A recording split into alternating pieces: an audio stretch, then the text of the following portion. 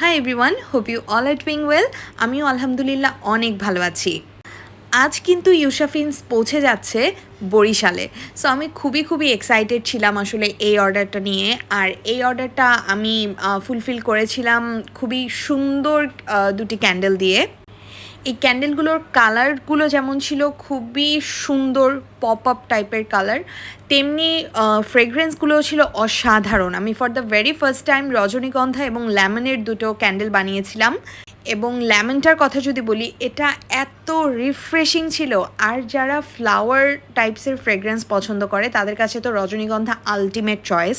So দুটো ক্যান্ডেলই আমার customer খুবই পছন্দ করেছিল, আলহামদুলিল্লাহ।